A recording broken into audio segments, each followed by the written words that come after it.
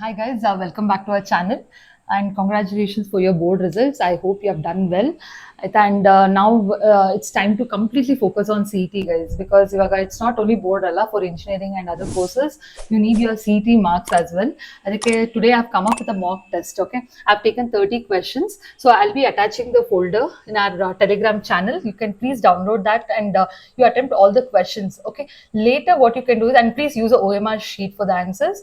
And as you know the CET procedure, please do that. Later for a confirmation or just something, you please watch our video. Okay, so you will get to know where you are doing where you are doing it perfectly and where you are going wrong. You will get to know that. Okay. Fine. Now as I said, I've taken some important questions. Okay, so let's start now. Okay, so this is from electrostatics chapter. Okay, 2 point charges, each having charges plus q and minus q, and they're placed at certain distance apart, and there's a force acting between them is F, guys. Okay, so let me take a. Okay. So the force acting between the two charges, okay, two charges plus q, and I'll just take q square by, and the distance between them is, I'll take it as d square. Okay, q1 q2 by d square, k q1 q2 by d square. Okay, so this is a force, guys. Now the 25% of charge is transferred to B. Okay, so now the QA, for let me take as QA is nothing but plus QLA. So 25% of A is transferred to B. However, what will happen? The initial charge minus of Q by 4, because 25% is something like 1 by 4, right? So 1 by 4 times of a charge is transferred to B. So what will be the total charge on QA now? It is nothing but 4Q minus Q is 3Q by 4. Okay, so similarly QB is taking the charge now. So I'll be taking it as QB has got minus Q. Okay, so minus Q plus that 25% of charge is taking. So minus Q plus Q by 4 is how much? Minus 3Q by 4, guys. So now the charge on A and charge on B is 3Q by 4 and minus 3Q by 4 over here. So now what will be the new force, guys? New force is K. Q1 is 3Q by 4. Whereas Q2 is again 3 cube by 4 divided by d square. Okay, this is a charges now. So finally, what will you get now? We will get it as a 3 into 3, 9. K, you can directly write it by 4, 4, 16. Q square by d square. Okay, so now Q square by d square can be taken as what? K q square by d square can be taken as original force. So finally, the force will be 9F by 16, guys. So do we have that option here? Yes. So the new force on that, after 25% of charges transferred, the new force is how much? 9F by 16. So here is the proof. That's it. Okay, so now moving to the next question. Okay, it's a very simple question. A metallic solid sphere, okay, is placed in a uniform electric field. Okay, so the lines of force that follows the path shown in the figure is, you can just see the lines of force here, first, second, third and fourth. So what do you think? What might be the correct option over here? Okay, so you can see the first line where it is going passing the street. Okay, of course, this is not possible, guys. And in the second, yes, it is passing towards the center, but you can see it is on the sphere, which is not possible again.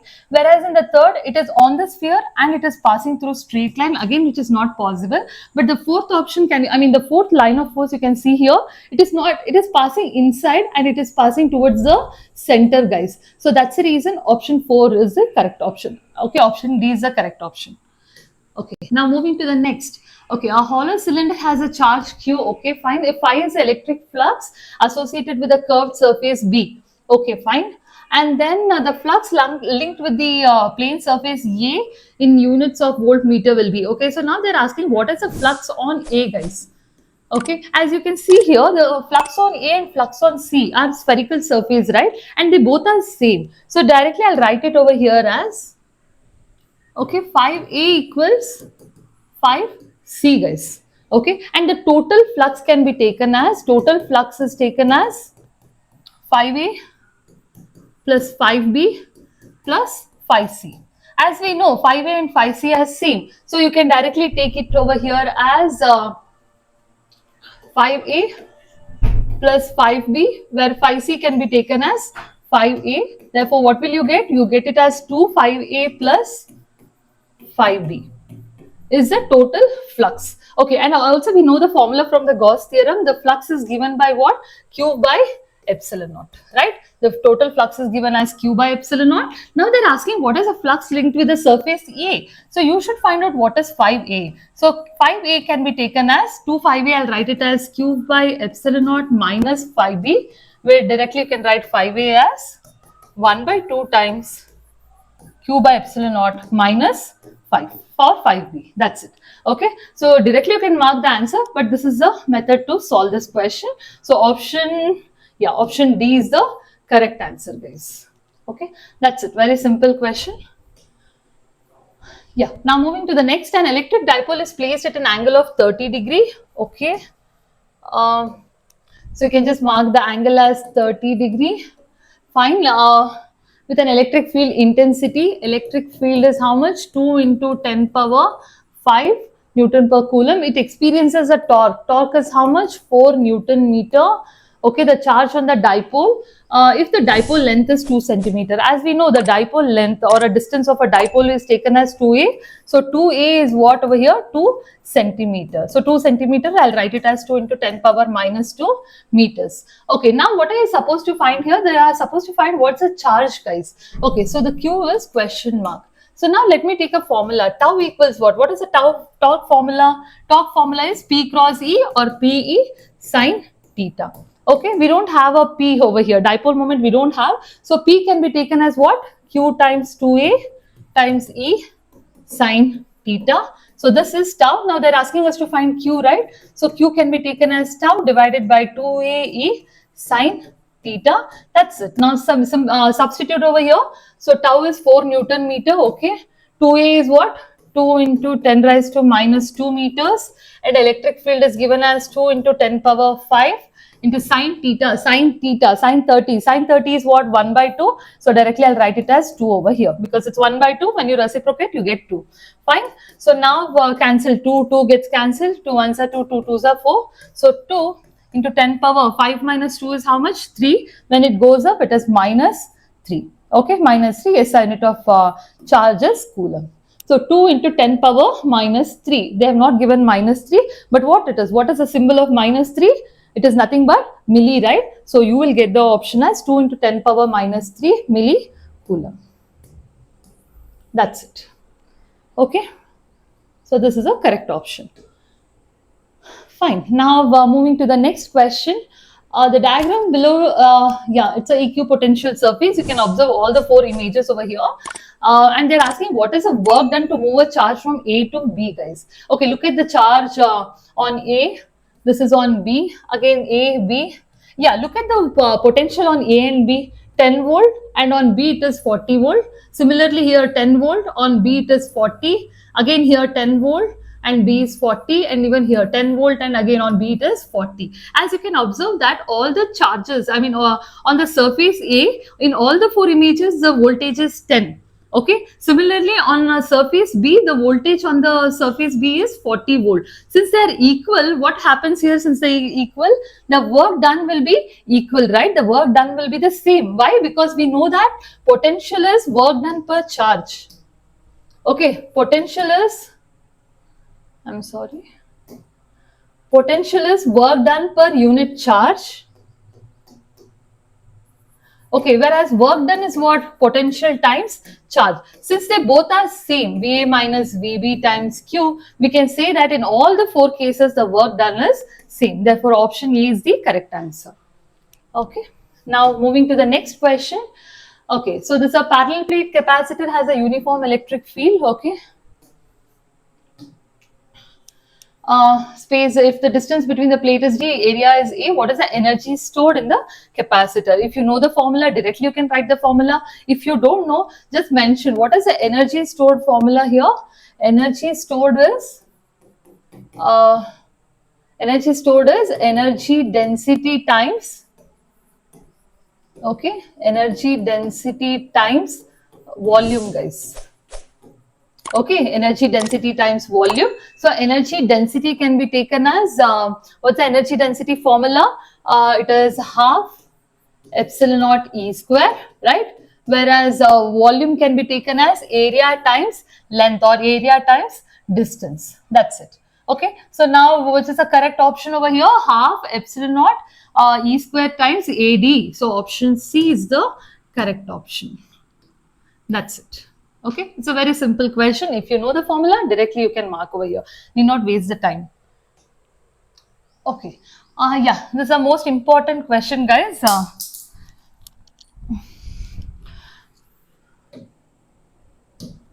Okay. So in case if they are giving you such capacitors, okay, capacitors in parallel, such mixture of circuits, okay, please know that how to decode the circuit over here.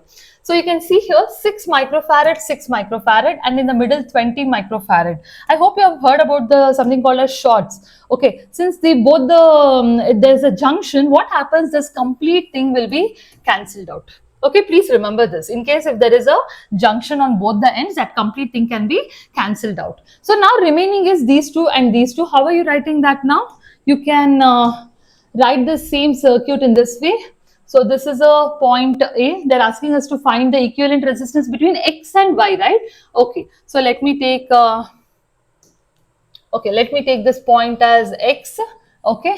So what do you have over here? You have 6 microfarad and 6 microfarad. Okay, I'll be drawing the circuit as like this. This is a 1. Okay, this is Y, and then other 6 microfarad is in this way, guys. Okay, so 6 microfarad and 6 microfarad, they both are in series, and those two are in parallel with other 6 microfarad and 6 microfarad. Okay, now you are supposed to find what is the effective capacitance between X and Y, guys. So how do you do that? Now it's a very easy to solve, right? Please solve. So 6 microfarad and 6 microfarad are in series. So what's the series formula for capacitance? We have a formula as C1 into C2 by C1 plus C2, right? This is a series formula. Or you can take 1 by CS equals 1 by C1 plus 1 by C2. So C1 into C2 is how much? 6 into 6, 36 into 10 power minus 12 into minus 12. Okay, divided by 6, C1 plus C2 is how much? 12 into 10 power minus 12. Okay, so you can take 12 1, 12 3, 36, and 10 power minus 12 gets cancelled, but remaining there's one more 10 power minus 12. So you can take it as, okay, I'm sorry, once again. Okay, it's minus 6, sorry, it's not minus 12.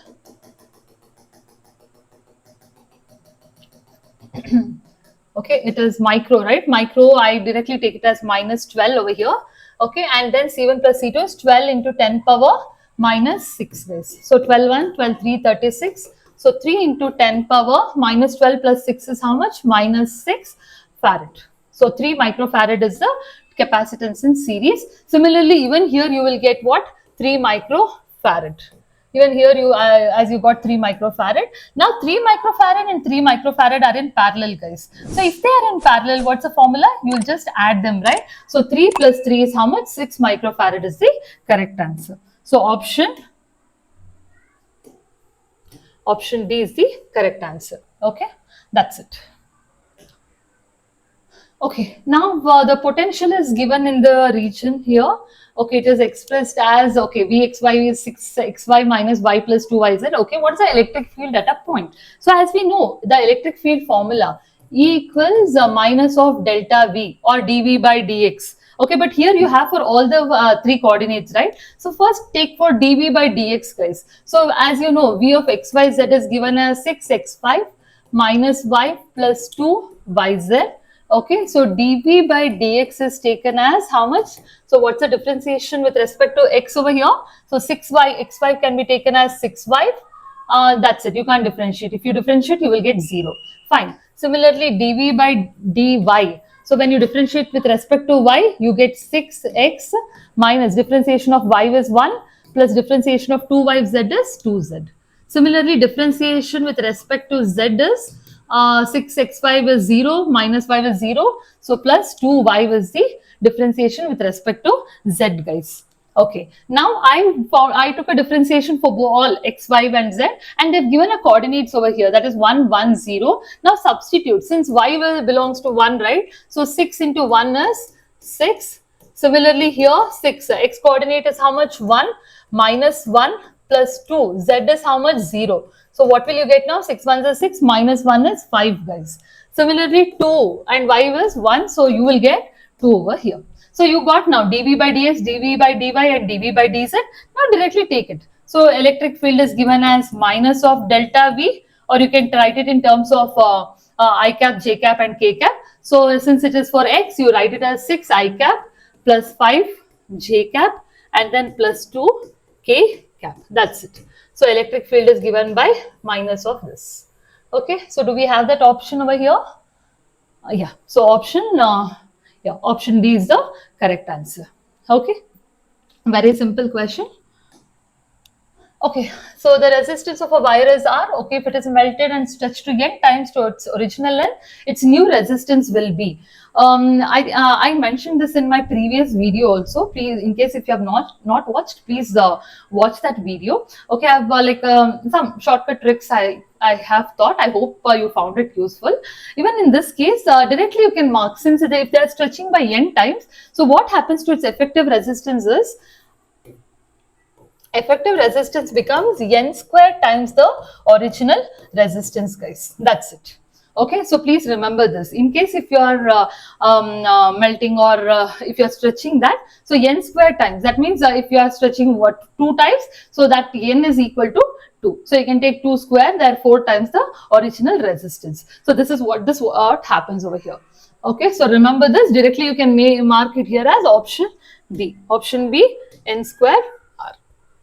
Okay, now moving to the next question.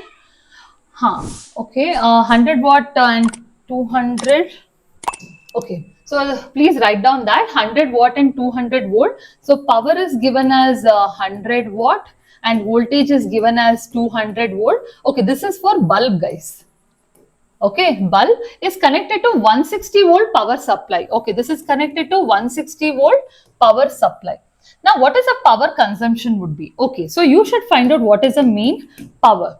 Okay, so before finding main power, so okay, we have a power formula. So power formula can be VI. I'm not taking current over here, okay, because it's a circuit which they have not mentioned like series or parallel, so better don't take current. So I'll take the other formula. We know that P equals VI or P equals I square or P equals V square by R. So I'll take V square by R. I have a V over here. V is how much? 160 into 160. But I don't know the resistance. To find the resistance, you can make use of this values. So here P and V is given. Again, use a formula. So R equals, what's R equals? V square by P. So V square is 200 square.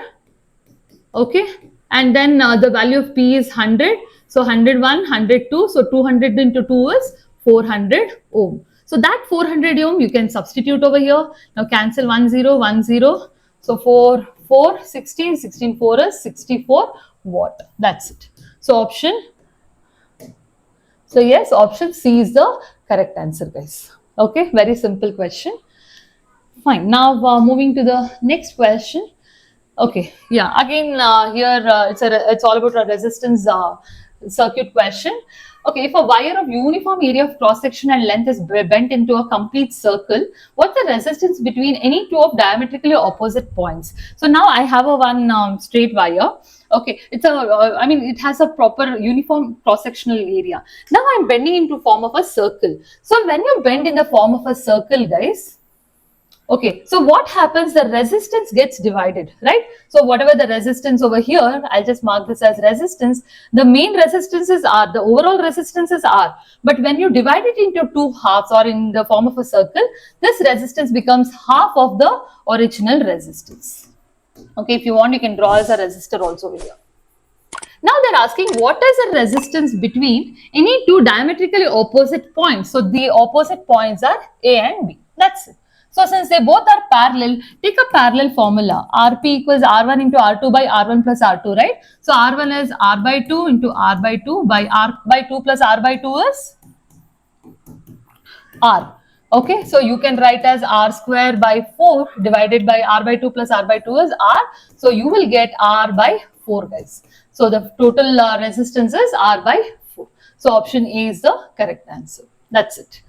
Okay. Next. Yes, again we have come up with circuit questions over here. Even here you will have to decode that. Okay, it's very simple question. So they're asking what's the equivalent resistance between A and B. So whenever they're asking equivalent resistance between, first find out between what and what over here. That's very important. Okay, they're not asked between E and D or D and C. So find out the equivalent resistance between A and B, guys. So where is A and B over here? So this is A and this is B. So this is initial point, this is the final point. Between that, how many resistance will come? We will just check. Okay, so you can see they are arranged in the form of a series and parallel. So let us try to decode that now and simplify that. Okay, now you can observe over here. I'm sorry. So 3 ohm and 3 ohm. So how are they connected? 3 ohm and 3 ohm? They are connected in series, right? So 3 ohm and 3 ohm are in series. So the total resistance is 6 ohm, guys. Okay, and then 6 ohm and 6 ohm. Okay, here is a 6 ohm. After connecting it to series, you will get 6 ohm. So 6 ohm and 6 ohm are in parallel. Okay, so take a parallel formula.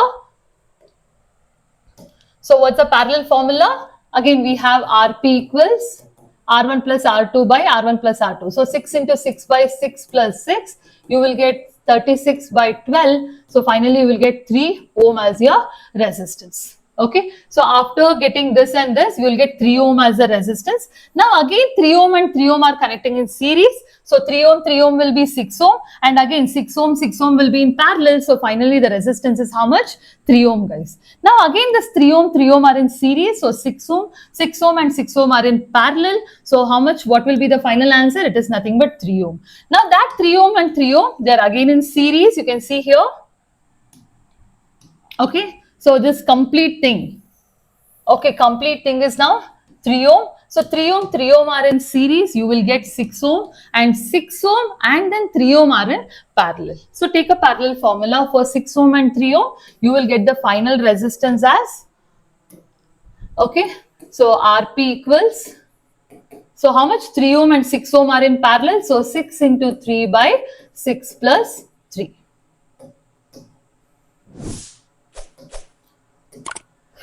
6 plus 3, 16 to 18, 6, 7, 8, 9. So you will get how much? 9 to 18. So 2 ohm is the complete equivalent resistance, guys. That's it. Most simple question, simplest question. So option A is the correct answer. Okay. I hope you don't have any doubts over here. In case if you have any doubts or any questions, please let me know and drop a message in our comment box. Okay. Fine. Now moving to the next, when a charged particle is moving with a velocity, okay, so the force on it is non-zero. Okay, so this implies what? So they're saying the force is non-zero, and I hope you remember the force formula. So F equals, we have a formula, F equals Q V B sine theta. Remember, this is a force, magnetic force acting on a charged particle. So now they are saying when the force is non-zero. So you should think about the angle over here. So when if a theta is 0 degree, or okay, if a theta is 0 degree, then sine theta is what? Sine theta is 0. So or 0 degree or 180 degree. Similarly, if theta is 90 degree, then sine theta equals 1. So now you should see which is non-zero over here. Okay, so first option is angle between is either 0 or 180. Of course, answer will be 0. This is not the right option. Next, angle between is necessarily 90 degree. You can't say necessarily 90 degree, no, because you have a sine 30 value, sine 30, sine 45. You have many angles. For that, you get a sine value as non-zero, right? So if a sine is non-zero, then F is also non-zero. So finally, yes, the option B is, since the word necessarily is there, so we will not take that option as our correct option. Now moving to the option C, angle between can have any values other than 90 degree. No, you can't say like that. Because 90 degree has a value. Okay, any values other than 90 degree, again this is not the correct option. Finally, the option D, angle between can have any value other than 0 or 180 degree. Yes, so for 0 and 180 degree it is 0. Other than 0 and 180 degree, the sign can have any values which is non-zero. Therefore option yes, option D is the correct option, guys. Okay, option D is the correct option. That's it. Okay, the ionized hydrogen atom and alpha particle with the same momentum enters into a magnetic field. What is the ratio of the radii of the path? Okay, so before knowing that, recall the radius formula. We have already learned the radius formula, right? We had done a derivation also in our board exam. So recall the radius formula. So radius formula is mv by qb. Okay, so mv can be taken as momentum also. Momentum is denoted as p, so p by qb. Fine. The ratio of radii of that path, okay, they're asking like that. Since they have given a charged particle, you can ignore this momentum. They have a same momentum and perpendicular to the magnetic field. So directly we can say radius is inversely proportional to q, guys. Okay. Now let me take a q of hydrogen atom. So what is q of hydrogen atom? It's a proton, right? Directly you can take it as E or proton, anything you can take. For alpha particle, charge on alpha particle is 2 times E because it has 2 protons. So that's the reason I'm taking it as 2 electrons, because number of protons are always equal to number of electrons. So that's the reason here 1 proton or 1 electron. For alpha particle it is 2 protons or 2 electrons. Since we know that radius is inversely proportional to Q, they're asking what is the ratio of the radii for RH and R alpha. So RH by R alpha can be taken as what?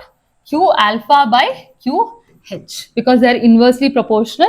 So Q alpha is 2E by QH is E. Cancel E and E. You will get the ratio as 2 by 1 or 2 is to 1. So option 2 is to 1 is the correct option. Okay, simple. Moving to the next question. Yeah, this is a very interesting as well as very easy question. Okay, so how the magnetic field and distance are there from the center to the from the center of the conductor they're asking. Okay, so we know that on the surface of the conductor, okay, so I think the complete from here it is inside the conductor and from here it is outside the conductor. So where we know that so B is directly proportional to distance, guys. Okay, B is directly proportional to distance inside the conductor. Okay, inside the conductor, whereas it is inversely proportional to distance outside the conductor. So which will match the graph over here? First graph not possible. It is directly, but you can see outside it is showing as constant. And here inside it is showing constant, outside it is showing inversely. Here nothing, outside it is showing as inversely. Therefore option D is the correct answer. Because you can see here from here to here it is showing that B is directly proportional to D. This is on the surface, and above what is that, outside the surface it is inversely proportional. Therefore option D is the correct answer. Okay, next, the magnetism of a magnet is due to, why a magnet will have a magnetism? Okay, why will it show the magnetism behavior? It's all because of a spin motion of electrons, guys. Okay, as we know, the electrons, they keep spinning at their own position, right? Because of that, there will be a magnetic effect created. So the option, very simple here, it's all because of due to the spin motion of electrons. Okay, you can just mark over here options A, it's a spin motion of electron. Of course, all the 3 options are not at all possible, highly not possible. Okay, so here they have given us susceptibility and 1 by T graph for an alloy of paramagnetic. What's a Curie constant? Okay, so by seeing the graph, we can say that susceptibility is directly proportional to reciprocal of temperature, right? So directly we can say susceptibility is directly proportional to 1 by T.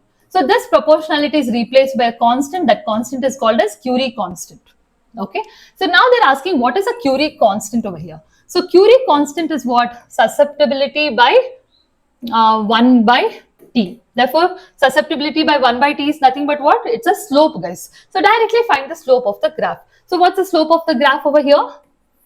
Slope itself is a Curie constant. So look at the slope, you can just take 1 and that is 0.4 divided by 7. Okay, so 0.4 by 7 and you have in terms of milli here. So 10 power minus 3. So how much will you get? 0.4 by 7. I'll just take it as okay, 4 by 7 into 10 power plus 3, and this I'll take it as minus 1. So 4 by 7 is 0 0.57 no? Into 10 power 2, and then finally what will you get? You will get 10 power minus 57 Kelvin. Right, that's it. 57 Kelvin is the correct option. Directly take a slope of the graph, nothing else over here. So option A is the correct answer. I hope the other options are not, yeah, it's correct. 57 Kelvin is the correct option. Okay, and now, now this is a question on our electromagnetic induction again. Okay, so the coil of resistance is given. Okay, so write the resistance as 400 ohm. So, so the resistance is given as 400 ohm, is placed in a magnetic field. Okay, the magnetic flux linked with the coil is given by how much? Flux is 50 T square plus 4. Okay, and what's the current in a coil at time 2? Okay, so they're asking what's the current, and the time is given as how much? 2 seconds. Fine. So now let me take a EMF first. Since there is a flux, of course it is in the form of an equation, we should take some differentiation or something. So let me take that EMF as how much? d5 by dt, guys. So differentiate 5. So 50 t square is how much? 15 to 2t, which can be written as 100t, and differentiation of 4 is of course it's a constant, so 0, and time is given as 2 seconds, so substitute t as 2, so you will get 100 into 2 as 200 volt.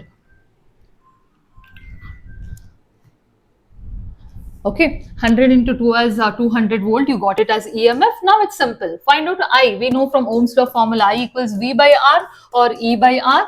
E is 200 and R is 400. 0, 0 cancel. 2 by 4 is 1 by 2, which is nothing but 0.5 ampere. That's it. So option A is the correct answer. Okay. Now moving to the next, in which of the following devices the eddy current effect is not used? Okay, so I hope you remember about eddy currents. Okay, it's all about that magnetism thing, you know. Okay, so in which of the following cases means I think easily by seeing the option you can say which is not a magnetic, you can take that option. Of course, not D, not C, and even option B is not the correct answer. So option electric heater is something which we don't use any eddy current principle, guys. That's it. So option A is the correct answer. Now, moving to the next. Okay, so this is something inductor related question. 100 millihenry. Henry means what? Inductance. So it is given as 100. Milli can be taken as 10 power minus 3. Carries a current of 1 ampere.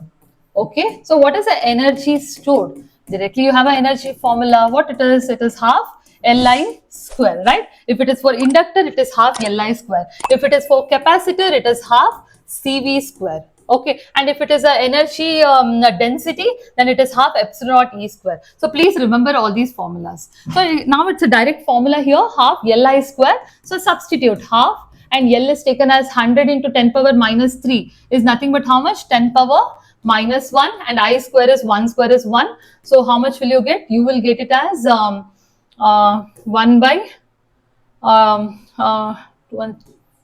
20, right? So 1 by 20 is nothing but how much? 0.05. Okay, and SI unit of energy is joules. That's it. Okay, so option C is the correct answer. Okay, now moving to the next, it's a alternating current question. Okay, again this is a very simple question. And I've taken most of the questions from our CET level. Okay, so that if you are preparing for your CET, it's better to prepare one level advanced. Okay, and CET questions are quite simple compared to JEE and NEET questions. So that's the main intention why I have taken a few of the NEET questions over here. Okay, so that in case if you are able to solve a higher order question, it will be easy for you to solve a simple questions, guys. Okay, that's the main reason. Now, so write what is given. A 40 microfarad capacitor. So C equals 40 microfarad. I'll take it as 40 into 10 power minus 6, and voltage is given as 200 volt, and frequency is 50 hertz. Okay, so what's the RMS value of a current they're asking? Okay, so IRMS is the question mark. IRMS is question mark. So before finding that, guys, it's of course, it's a capacitance circuit. So we know formula I equals V by R, right? V by R. Okay, so we have voltage over here, but we don't have a resistance. Since it's an inductance circuit, we can take that resistance as what? XC. I hope you remember what is X is C, capacitive reactance. Okay, so Z, because it's basically a resistance offered by a capacitor to the circuit. So that's the reason I took there as X is C. And we know the X is C formula. X is C is what?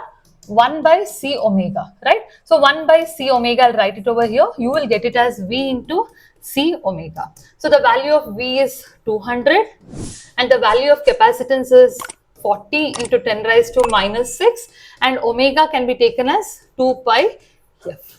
Okay, so please solve this question. I think you should be getting around something around 2.5 ampere. Solve this. Okay, very simple question, nothing else. Just take 2, pi is 3.14 and frequency as 50 hertz. I'll leave this question for you guys now to solve. And I'm giving you the answer. Yeah, let me know whether the answer is matching or not. Okay, so the option C is the correct option.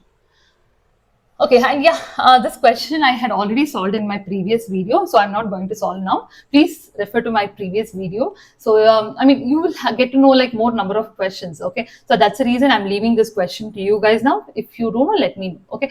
Please drop a message in the comment box.